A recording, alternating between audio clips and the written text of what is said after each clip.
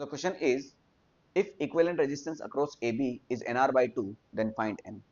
तो ये आपको सर्किट डायग्राम दिया हुआ था, इसको मैंने थोड़ा सा रीडो कर दिया ताकि मुझे समझने में सही लगे, आपको भी समझने में थोड़ा सही लगे। अब देखो, नॉर्मल जो आपके क्वेश्चन होते हैं उनके थ्रू आप ये क्वेश्चन नहीं कर पाएंगे, कभी नहीं कर पाएंगे।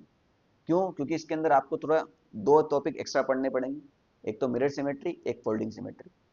इस क्वेश्चन में मिरर सिमेट्री और फोल्डिंग सिमेट्री दोनों ही लग जाएगी। अब आपको खुद चूज करना है कि भैया आप कौन सी वाली सिमेट्री कौन सी वाली सिमेट्री लगाएंगे तो जल्दी क्वेश्चन हो जाएगा। मैं दोनों ही सिमेट्री समझा देता हूँ।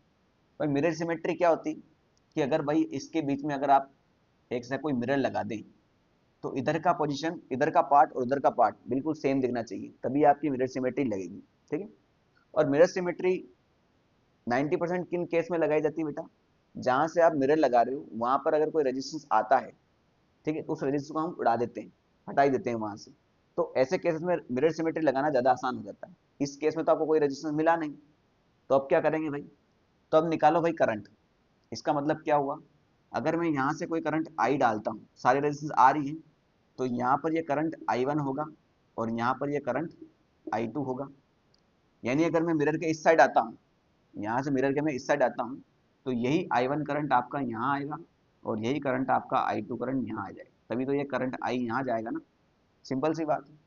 अब I1 करंट यहाँ से गया, यहाँ पहुंचा, तो बेटा फिर से ये दो पार्ट में डिवाइड होगा, क्योंकि यहाँ फिर से नोड आ रहे हैं, जंक्शन अलग अलग हो रहे हैं। तो इसमें जाएगा आपका I3 और इसमें जाएगा आपका I4। तो वापिस इधर आ जाओ, तो यहाँ आएगा आपका I3 और यहाँ आएगा आपका I4। बात समझ में आई नहीं? I2 है, यहाँ से फिर से क्या होगा, दो पार्ट में डिवाइड होगा, ये मान के चलो I5 और ये मान के चलो I6। तो यहाँ से वापस आएगा I6 और यहाँ से वापस आएगा I5। अब ध्यान से देखना भाई, मिरर सिमेट्री के अंदर एक प्रॉब्लम आती है जो कि आपको खुद पहचाननी पड़ेगी, वो होती है फेक नोड्स। उसको पहचानने का तरीका यही है, करंट डिस्ट्रीब्यूशन। इसका मतलब कैसे, समझो बात को। भाई I1 आया, I3 आया आया, I1 यहाँ पहुंचा, I2 यहाँ पहुंचा, I5 यहाँ से गया यहाँ गया। अब ध्यान से देखो, I4 यहाँ गया और यहाँ गया। I4 जब यहाँ से यहाँ गया, इसका मतलब क्या है, यहाँ पर ये I4 यहाँ से डायरेक्ट ऐसे कब जाएगा, जब यहाँ पर ये शॉर्ट नहीं होगा, ये कनेक्शन नहीं होगा। या फिर देख लो I6 यहाँ से ऐसे कब जाएगा, जब यहाँ पर कोई कनेक्शन नहीं होगा। ये आपको फेक नोड्स खुद ही पहचानने पड़ेंगे, यानी ये आपका फेक नोड की तरह बिहेव कर रहा है।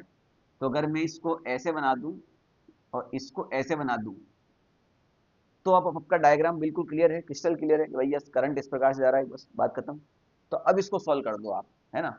अब जब मैं सॉल्व करता हूँ, अपने बच्चों को सिखाता हूँ, तो मैं डायरेक्ट सॉल्व करना सिखाता हूँ, है ना। थोड़ा आप ध्यान से देखिएगा, सारे रेजिस्टेंस आर हैं, ये दोनों हो गए सीरीज में।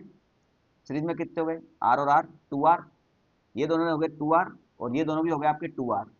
2R और 2R पैरेलल में कितना हो जाएगा, आर। समझ रहे हो ना बात को? भाई दोनों सीरीज में है, ये 2R हो गए, ये दोनों भी सीरीज में है, 2R हो गए। तो 2R into 2R divide by 2R plus 2R। ये 2R से कटेगा 2 टाइम्स, 2 से 2 कट गया, वापस R हो गया। यानी ये पूरा रेजिस्टेंस कितना हो गया, R। ये पूरा रेजिस्टेंस वैसे कैसा हो जाएगा, R हो जाने वाला है, सिंपल सी बात है। तो R R और R तीन हुए, तो कितने हो गए, 3R। ये भी R R, sorry R R और R कितने हो गए, 3R। 3R और 3R किस में हो जाएंगे आपके, पैरेलल में। तो 3R into 3R divide by 3R plus 3R, ये भी कितनी बार कटेगा, दो बार। तो ये हो जाएगा आपका 3R डिवाइड बाई 2। उसको कंपेयर करो बेटा आप NR डिवाइड बाई 2 से, तो R/2 से R/2 खत्म हो गया, N की वैल्यू कितनी आ गई आपकी, 3। बात समझ में आ गई? अब हम दूसरा देखते हैं, फोल्डिंग सिमेट्री कैसे लगाते हैं। अब सेकंड मेथड फोल्डिंग सिमेट्री भी देख लेते हैं। फोल्डिंग सिमेट्री भी इसी डायग्राम में देखते हैं। फोल्डिंग सिमेट्री कब लगती है बेटा, जब ए और बी पॉइंट है सामने सामने, इन दोनों पॉइंट को अगर मैं ऐसे मिला देता हूँ सीधा, तो अपर पोर्शन और लोअर पोर्शन सेम दिखना चाहिए, तब आपका फोल्डिंग सिमेट्री लगेगा, अदरवाइज नहीं लगेगा। फोल्डिंग सिमेट्री बहुत आसान होती है। अगर इस डायग्राम को देखकर सबसे पहले आपके माइंड में फोल्डिंग सिमेट्री आई थी, तो ये क्वेश्चन आपका 1 मिनट के अंदर हो जाएगा। ठीक है। तो फोल्डिंग सिमेट्री में करते क्या है बेटा, हम नीचे का सारा पार्ट हम हटा देते हैं, नीचे का सारा पार्ट हम हटा देते हैं और ऊपर के जितने भी रेजिस्टेंस हैं उन सबको उनकी वैल्यूज का हाफ कर देते हैं। तो ये हो जाएगा R/2, ये हो जाएगा R/2, ये हो जाएगा R/2, R/2, R/2 और R/2। क्यों करते हैं बेटा हम, क्योंकि ऊपर का जो रेजिस्टेंस है और ये नीचे नीचे का जो रेजिस्टेंस है, इन दोनों पॉइंट के बीच में पोटेंशियल डिफरेंस सेम होगा। और पोटेंशियल डिफरेंस सेम कब होता है? जब दोनों रेजिस्टेंस पैरेलल में होते हैं, और जब दो सेम रेजिस्टेंस पैरेलल में होते हैं तो उनका एक का रेजिस्टेंस का हाफ हो जाता है। तो वही तो किया है कि नहीं? अब ये बनता है एक डायमंड यानी स्क्वायर। अगर स्क्वायर के चारों कोनों, चारों में सेम रजिस्टर है तो उसमें से कोई एक रजिस्टर, इसका आंसर आता है। जैसे आर बाई टू सीरीज में क्या बना? आर बाई टू सीरीज में क्या बना? आर और आर पैरेलल में क्या बन जाएगा वापस? R by two. बात तो सही ना?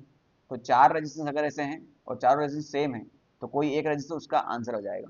सिंपल सी बात। आर बाई टू और ये आर बाई टू किस में आ जाएंगे? आपके सीरीज में। तो कितना हो गया? 3r/2, वापस वही आंसर आ गया। तो फोल्डिंग सिमेट्री ज्यादा आसान था मिरर सिमेट्री से। ठीक है।